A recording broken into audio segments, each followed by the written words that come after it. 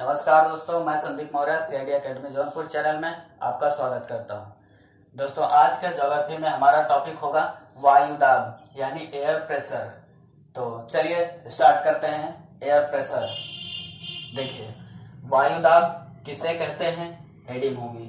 अब वायुदाब क्या होता है? एक निश्चित इकाई क्षेत्र, चाहे वो स्थल हो या जल मंडल हो, यानी कि जल या स्थल के एक निश्चित इकाई क्षेत्र पर हवा के द्वारा पड़ने वाला वजन या भार या दाब, वही कहलाता है वायुदाब। जैसे ये सागर है, 1 किलोमीटर एक क्षेत्र होगा। इस क्षेत्र पर हवा का दाब जितना होगा उसे उस क्षेत्र का वायुदाब कहा जाएगा। उसी तरह स्थल भाग में भी होता है और जल क्षेत्र में भी होता है, इसे वायुदाब कहा जाता है। और एक इंपॉर्टेंट टॉपिक है, सागर तल पर यानी समुद्री क्षेत्रों पर सागर तल पर वायुदाब सर्वोच्च होता है, यानी सबसे ज्यादा सागर तल पर वायुदाब होता है। अब हम बात करते हैं सागर तल पर वायुदाब सबसे ज्यादा क्यों होता है। तो वायुदाब 2 कारणों से होते हैं। जैसे पहला होता है ताप जनित, यानी ताप के द्वारा बना हुआ। दूसरा होता है गति जनित। गति की बजाय आप इसे घूर्णन भी कह सकते हैं। और घूर्णन जैसे आपने कहा, मतलब पृथ्वी का घूर्णन। घूर्णन का मतलब पृथ्वी का अपने अक्ष पर घूमना, यानी इस सेंटर पर घूमना। इस गति को जो पृथ्वी 24 घंटे में घूमती है उसे घूर्णन जनित यानी कि गति जनित और ताप जनित। वायुदाब 2 प्रकार से बनते हैं, ताप के द्वारा यानी ऊष्मा गर्मी के द्वारा, और गति जनित या घूर्णन जनित जो पृथ्वी के घूमने से बनते हैं। मैंने अभी इसके पहले आपको बताया, सागर तल पर वायुदाब सबसे अधिक होता है। क्यों होता है? क्यों? समुद्री लहरों की वजह से वहां जलवाष्प, समुद्र के जल की वजह से ऊष्मा से वाष्पन होता है। हवा में नमी आती है, और हवा में नमी आती, वो जल वाष्प के कण जो हवा में होते हैं वो हवा को भारी बनाते हैं, और भारी हवाएं या ठंडी हवाएं जहां होती है वहां वायुदाब अधिक हो जाता है। तो इसलिए ऑप्शन में कुछ भी हो, क्वेश्चन में कुछ भी हो, आपको सिर्फ एक पॉइंट याद रखना है, सागर तल पर या जहां जलीय क्षेत्र है। आपसे क्वेश्चन पूछ जाए कि एक गांव है और एक नदी है, वायुदाब अधिक कहाँ होगा? 100% आपको बिना सोचे नदी को टिक करना है। जहां जल क्षेत्र होगा वहां वायुदाब अधिक होगा। चलिए, और इस पूरी पृथ्वी पर सबसे अधिक वायुदाब सागर तल पर होता है, यानी सरफेस ऑफ सी, समुद्र के सरफेस, सतह पर होता है। तो हम देखते हैं कि पृथ्वी पर टोटल वायुदाब के क्षेत्र कितने बनाए गए हैं, जिसे वायुदाब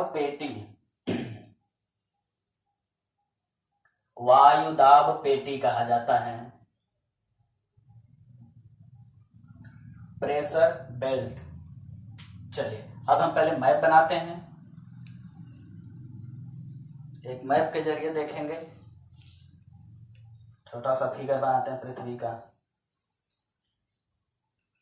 गोल पृथ्वी नहीं है, गोल बन नहीं रहा है, कोई बात नहीं, अंडाकार रखते हैं हम। चलिए, ये हो गई भूमध्य रेखा 0 डिग्री। अब वायुदाब पेटियां टोटल कितनी है? 4। किस प्रकार बांटी गई हैं उसको सुनिए, अभी उसको डिटेल में एक्सप्लेन करते हैं।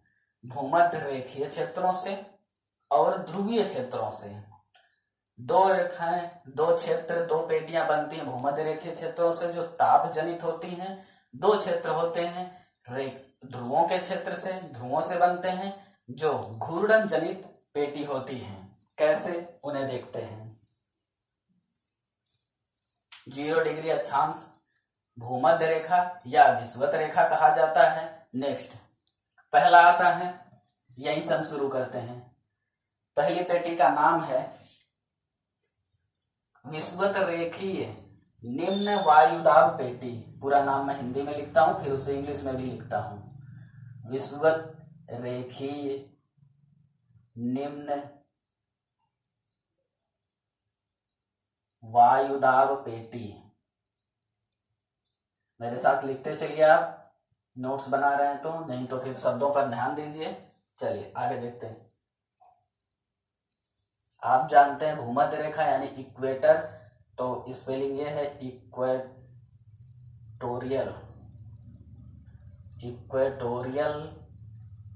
Low pressure belt, low pressure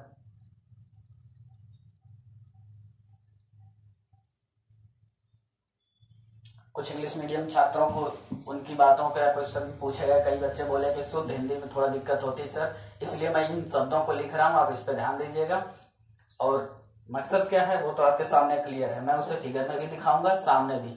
equatorial low pressure belt यानी विषुवत रेखीय निम्न वायुदाब पेटी। नाम के शब्द से देखिएगा, निम्न वायुदाब यानी कि कम, लो प्रेशर कम, कहां तक?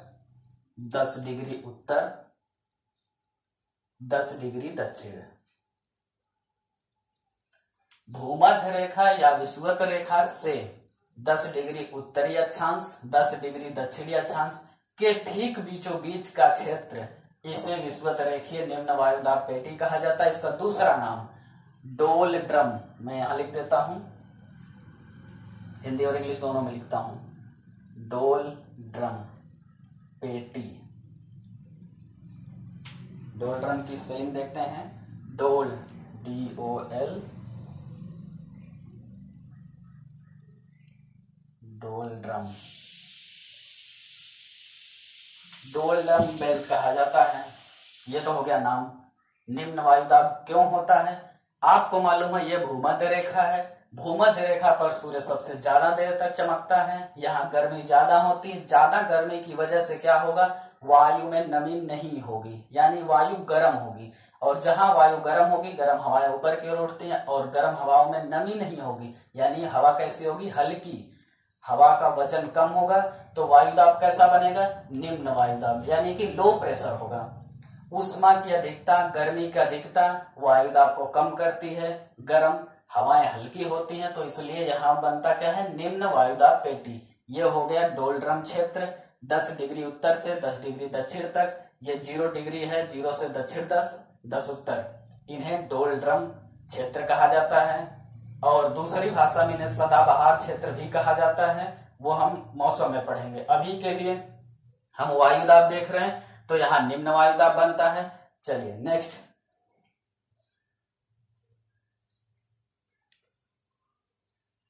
अभी आपने देखा भूमध्य रेखा के पास निम्न वायुदाब बनता है। अब दूसरा क्षेत्र कौन सा बनता है? उपोष्ण उच्च वायुदाब पेटी, दूसरा बनता है उपोष्ण उच्च वायुदाब पेटी।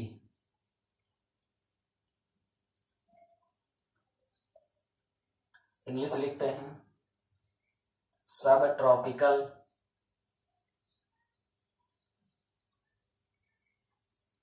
High pressure belt, high pressure belt.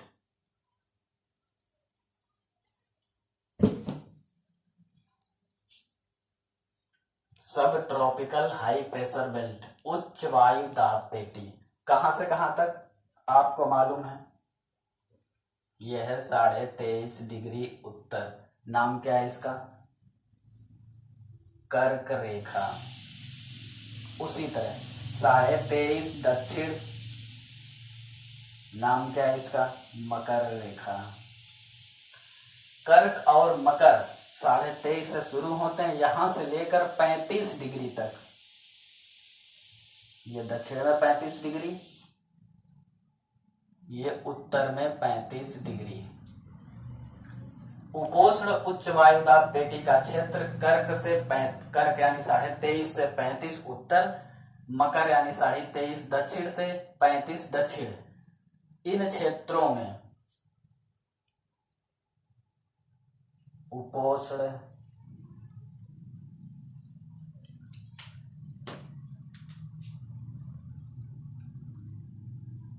दूसरा मार्क कर दीजिए, उपोष्ण उच्च वायुदाब पेटी। चलिए मैं इसको शॉर्ट में लिखता हूं, सब tropical high pressure belt.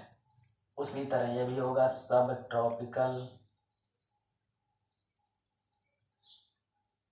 High pressure belt. उपोष्ण उच्च वायुदाब पेटी का क्षेत्र कहां से होता है? कर्क से लेकर 35 तक उत्तर में, मकर से लेकर 35 तक दक्षिण में, उच्च वायु दाब, यहाँ क्या होता है, यहाँ वायु में नमी अधिक हो जाती है। वायु में नमी होने के कारण हवा भारी हो जाती है, और भारी हवाएं क्या होती हैं, जहां की हवा भारी होगी वहां क्या होगा, उच्च वायु दाब, हाई प्रेशर बेल्ट। तो यहाँ हो जाता है हाई प्रेशर बेल्ट। ये दो क्षेत्र जो भी आपने पढ़ा, एक डोलड्रम क्षेत्र, जिसे ये मैं लिख देता हूं डोलड्रम, डोलड्रम यानी, और दूसरी भाषा में इसे शांत पेटी भी कहा जाता है। तो डोलड्रम या शांत पेटी और ये उपोष्ण उच्च वायुदाब पेटी, ये दोनों ताप जनित क्षेत्र हैं। वायुदाब के ताप जनित पेटियां हैं। ये वायुदाब के ताप द्वारा बनते हैं। यहाँ ताप कम होता है, यहाँ ताप ज्यादा होता है, तो निम्न वायुदाब बनता है। अब एक चीज, ताप और दाब व्युत्क्रमानुपाती होते हैं। जैसे अगर ताप अधिक है तो दाब कम होगा, अगर ताप कम है तो दाब अधिक होगा। ध्यान दीजिएगा, ताप ज्यादा दाब कम, दाब ज्यादा ताप कम, ये दोनों एक दूसरे के रिवर्स प्रोपोर्शनल होते हैं, यानी व्युत्क्रमानुपाती। यहां आपने देखा ताप अधिक है तो दाब कम है, ताप कम है दाब अधिक है। और आप विषुवत रेखा से जितना दूर जाते जाएंगे भूमध्य रेखा से, ताप उतना कम होता जाएगा, क्योंकि सूर्य सबसे ज्यादा भूमध्य रेखा पर चमकता है, तो ऊष्मा भूमध्य रेखा पर ज्यादा होती यानी गर्मी। तो ये दो पार्ट हो गए ताप से बने हुए वायुदाब पेटियां। अब हम बढ़ेंगे ध्रुवीय वायुदाब पेटियां, जो गति से, पृथ्वी के घूर्णन से गति जनित पेटियां होती हैं। चलिए देखिएगा, गति जनित पेटियों का असर कहाँ होता है। ये पृथ्वी है, ये इसके दोनों ध्रुव हैं, ध्रुव दोनों पॉइंट पर होते हैं। लेकिन आपको मालूम है पृथ्वी 23.5 डिग्री झुकी है, तो अभी ध्रुव यहाँ नहीं मिलेंगे, फिर कहाँ होंगे, 23.5 डिग्री तिरछ है, यानी झुके हुए हो जाएंगे। अब हमने बनाया एक ग्लोब, ये कुछ इस तरह से, ये ग्लोब हो गया, ये पृथ्वी है, ठीक। ये बीच का ध्रुवों से ध्रुवों का व्यास है, जिसे मैं लाइन नहीं खींचूंगा, आप देखिएगा 23.5 डिग्री झुकाव के साथ हमने पृथ्वी बना लिया। अब पृथ्वी घूर्णन यानी कि 24 घंटे की अपने धुरी पर जो गति करेगी, इस प्रकार कुछ ऐसे घूमेगी पृथ्वी, जो इस तरह से घूमेगी। यहाँ क्षेत्र ज्यादा है, ध्रुवों की ओर जाते हुए कम हो रहा है, तो गति का सबसे ज्यादा असर पड़ता है इस क्षेत्रों में। तो हम पहला लिखते हैं उपध्रुवीय निम्न वायुदाब पेटी, ध्रुवों की तरफ से बढ़ते हैं, उपध्रुवीय निम्न वायुदाब पेटी।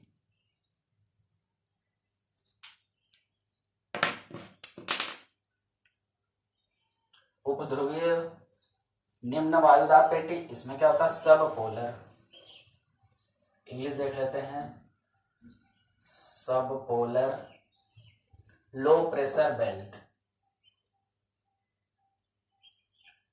Low pressure belt. देखिएगा उपध्रुवीय, पहली बात की ध्रुवीय और उपध्रुवीय, इन चीजों में ध्यान देते हैं। आप लगातार देखते होंगे जैसे प्रधानाचार्य उप प्रधानाचार्य, कोई भी पद उसके बाद उप, उप मतलब उनसे थोड़ा छोटा, ध्रुवीय उपध्रुवीय यानी ध्रुवों से थोड़ा पहले।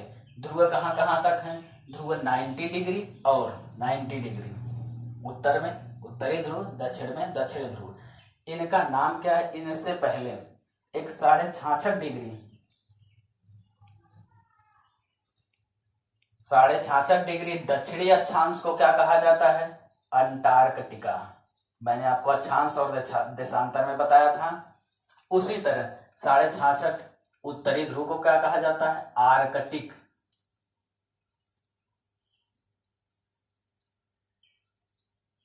आर्कटिक वृत्त।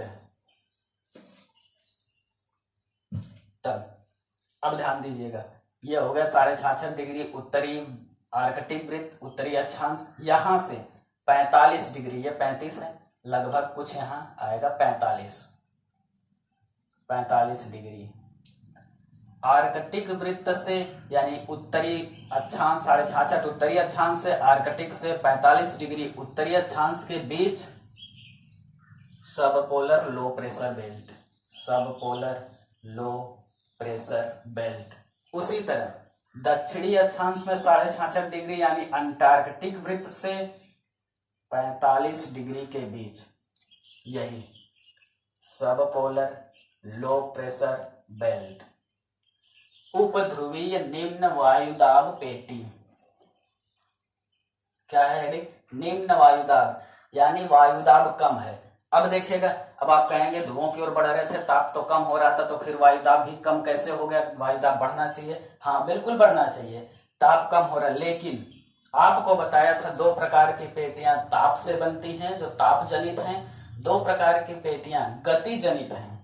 यहाँ पृथ्वी की गति की वजह से वायुमंडल या यहाँ का वायु क्षेत्र पृथ्वी के साथ दबाव नहीं बना पाता है, क्योंकि जब पृथ्वी घूम रही होती है घूर्णन में कुछ इस तरह से, तो किनारे पर एक कोरियोलिस बल लगता है जो गति के विपरीत लगता है।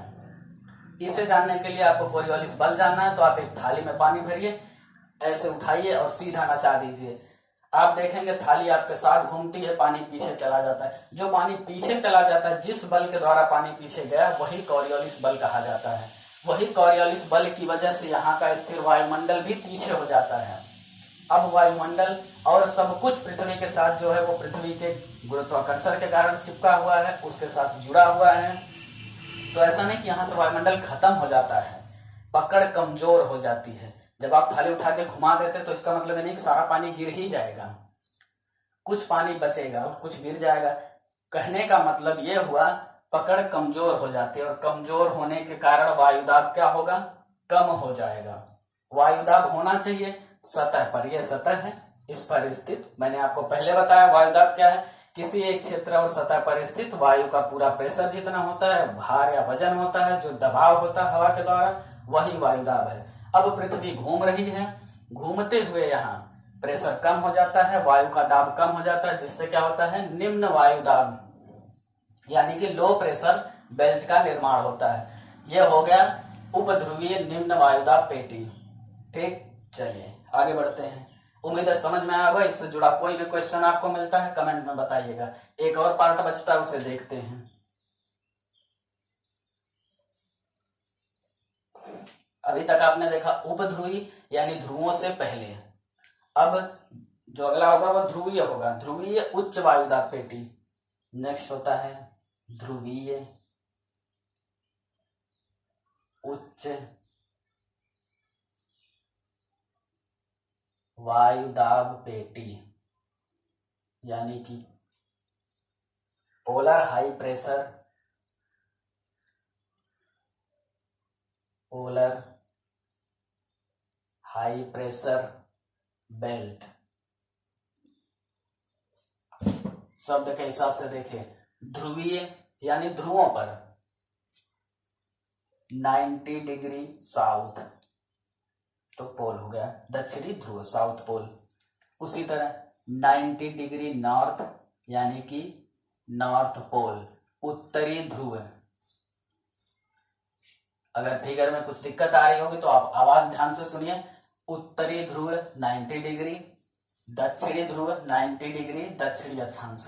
अब देखिएगा, आपको मैंने पहले भी बताया था अक्षांशों के लिए जो 90 डिग्री अक्षांश होते हैं दोनों ध्रुवों पर, उन्हें रेखा मानिए या बिंदु मानिए, और उसका सिस्टम क्या था वो मैंने अक्षांश वाले चैप्टर में एक्सप्लेन किया है, आप वहां से देखेंगे।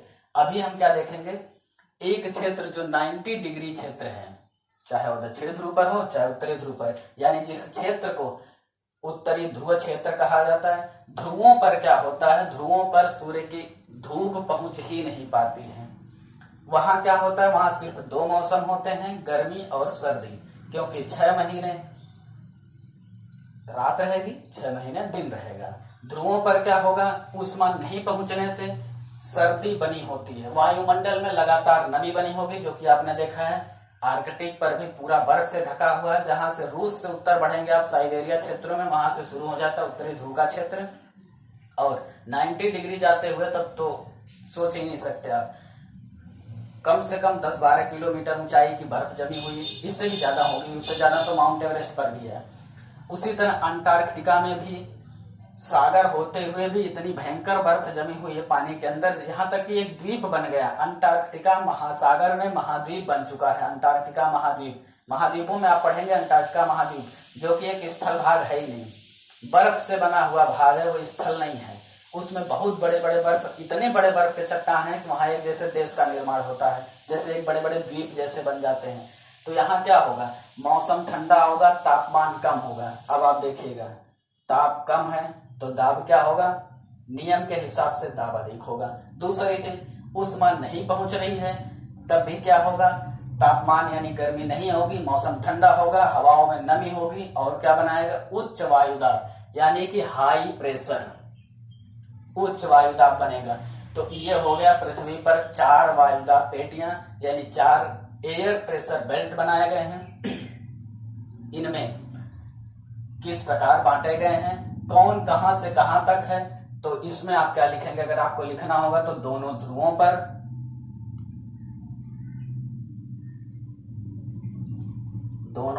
पर ताप की कमी से बर्फ जमी रहती है। बर्फ जमी होने के कारण मौसम ठंडा रहेगा, यानी हवाओं में क्या होगा, कारण नमी बनी रहती है, हवा में नमी रहेगी। ठंडे क्षेत्र हैं, ठंडे प्रदेश हैं, वहां क्या होगा, उच्च वायुदाब का निर्माण होगा। तो मुझे लगता है वायुदाब का चैप्टर कंप्लीट हुआ एयर प्रेशर का। अब एयर प्रेशर यानी वायुदाब से जुड़ा हुआ कोई भी क्वेश्चन मिलता है आप मुझे कमेंट में बताइएगा, उसके लिए मैं अलग से वीडियो बनाकर अगली वीडियो में एक्सप्लेन करता हूं। तो आज का वीडियो यही रखते हैं। Thank you.